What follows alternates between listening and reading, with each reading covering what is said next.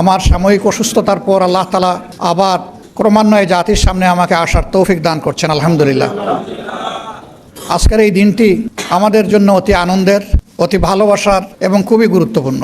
বাংলাদেশ জাতি হিসাবে এখানে মিলেমিশে আমরা মুসলমান, হিন্দু, বৌদ্ধ, খ্রিস্টান দশকের পর দশক ধরে বসবাস করে আসছি। দুনিয়ায় সাম্প্রদায়িক সম্প্রীতির যে কয়টি দেশ আছে উল্লেখ করার মতো বাংলাদেশ এই জায়গাটায় বিশেষ স্থান দখল করে আছে। এখানে যারা আছেন তারা মানুষকে তাদের কর্তব্যের ব্যাপারে সতর্ক করেন, মানুষকে সত্য সুন্দর একটি সমাজ গঠনের জন্য উদ্বুদ্ধ করেন, মানুষকে পরস্পরের কল্যাণকামী হওয়ার জন্য তারা উপদেশ দেন।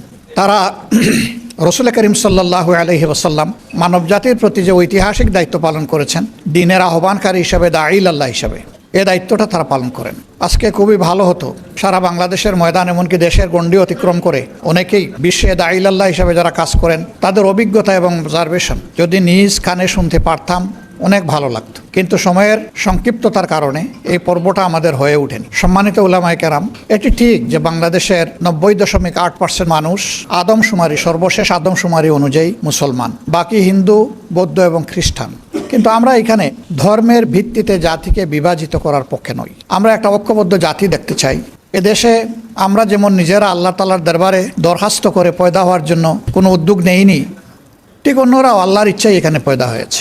মানুষের সামনে বিভিন্ন ধর্ম মত আছে। আল্লাহ তাআলা বিবেকের শানিত শক্তি দান করেছেন। মানুষ তার বিবেচনা এবং বিবেকের জায়গা থেকে সে ধর্মকে গ্রহণ করবে। এ জায়গায় আমাদের দায়িত্বটা কি? আমাদের দায়িত্ব হচ্ছে আল্লাহ তাআলার দেওয়া শাশ্বত বিধান, সকল নবীদের শেষ নবী, পূর্ণাঙ্গ বিধান এবং খাতিমিন নবিয়্যিন, এর মাধ্যমে দুনিয়াবাসীর জন্য যে আলোকিত বিধান বা সংবিধান পাওয়া গিয়েছে আল কোরআন, এবং এই আল কোরআনকে বাস্তবায়ন করতে গিয়ে নবী করিম সাল্লাল্লাহু আলাইহি ওয়াসাল্লাম তার ফিকির, তার দাওয়া এবং তার কর্ম, এই সবগুলার অনুসরণ করা এবং মানুষকে এগুলার অনুসরণের আহ্বান জানানো। কেন? মানুষ সমাজবদ্ধ জীব, মানুষ একা একই বাঁচতে পারে না, বাঁচা অসম্ভব। এই সমাজে চলতে গেলে পরস্পরের সহযোগিতা লাগবেই। প্রাত্যহিক জীবনে এটা একটি অনিবার্য, অপরিহার্য প্রয়োজন। এটাকে উপেক্ষা করার শক্তি আমাদের কারণে। এবং সেই ক্ষেত্রে আমি যখন নাগরিক সেবা নেব, সেই নাগরিক সেবা যারা দিবেন তাদের বিভিন্ন ধর্ম, বর্ণ, গোত্রের পরিচয় থাকতে পারে, কিন্তু সেবার জায়গাটায় তিনি একজন সেবক, আর গ্রহীতার জায়গায় আমি একজন গ্রহীতা। বাজারে আমরা সওদা করতে গিয়ে প্রথমেই জিজ্ঞেস করি না যে আপনার নাম কি, আপনার ধর্ম কি। প্রথমেই দেখার চেষ্টা করি আমি যে সওদাটা কিনতে এসেছি মানসম্মত সেই সওদা এই দোকানে আছে কিনা। যদি থাকে এবং তার দামটাও যদি আমার কাছে গ্রহণযোগ্য হয়, যথাযথ মনে হয়, তাহলে আমি এটা দেখেই কিন্তু আমি আমার সওদা কিনবো। বিশেষ করে আমরা যারা সাধারণ শিক্ষায় শিক্ষিত, আমরা যখন প্রাইমারি স্কুল থেকে মেডিকেল কলেজ বা বিশ্ববিদ্যালয় পর্যন্ত যারা লেখাপড়া করেছি বা করেছেন, তারা তো একই বেঞ্চে বসে বিভিন্ন ধর্মে বর্ণের মানুষেরা, আমাদের সহপাঠীরা, একই শিক্ষকের শিক্ষা আমরা গ্রহণ করেছি। সেই ক্ষেত্রে কেউ কাউকে তাড়িয়ে দেয়নি যে তুমি অমুক, এখানে বসার অধিকার তোমার নাই, তুমি মাইনরিটি, তুমি কেন এখানে। এটা কেউ বলেনি। এটা বলা হচ্ছে হীনমন্যতা। এটা তার অধিকার, সে এটা পাবে। আমার যেমন অধিকার তারও তেমন অধিকার। এই ধরনের একটা কেয়ারিং সোসাইটি বা একটা দরদি সমাজ, এই সমাজটাই রসুল করিম সাল্লাল্লাহু আলাইহি ওয়াসাল্লামের নেতৃত্বে মদিনায় কায়েম হয়েছিল।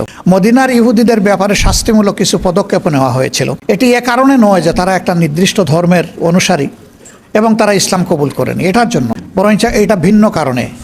এই কারণ যে দেশে যার দ্বারাই ঘটবে সে কোন ধর্মের এটা কেউ দেখবে না, তার উপর অনিবার্যভাবে শাস্তি নেমে আসে সমাজকে সঠিক জায়গায় রাখার জন্য।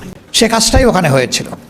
অন্যথায় সেই নববী সমাজ থেকে সকলেই ইনসাফ পেয়েছে, তার অধিকার পেয়েছে, কাজের সুযোগ পেয়েছে, সব কিছুই পেয়েছে। ইসলামের এই অনিবার্যতা এবং প্রয়োজন শেষ হয়ে যায়নি এবং এটা শেষ হবে না যতদিন কিয়ামত না হবে। যেহেতু এটা আল্লাহ তাআলার পক্ষ থেকে সর্বশেষ বিধান, মহান স্রষ্টা যিনি শুধু মানুষ জাতিকে পয়দা করেননি, দৃশ্য অদৃশ্য আমাদের সামনে যত সৃষ্টি আছে এই সব কিছুর স্রষ্টা হচ্ছেন তিনি সব কিছুর খালেক, বাকি সব মাখলুক। এই বিধানটা তার পক্ষ থেকে এসেছে। তিনি যেহেতু সমস্ত সৃষ্টিকে সৃষ্টি করেছেন, সেই কারণে তার সৃষ্টিকে তার চাইতে বেশি ভালোবাসতে পারে এই দাবি কেউ করতে পারবে না।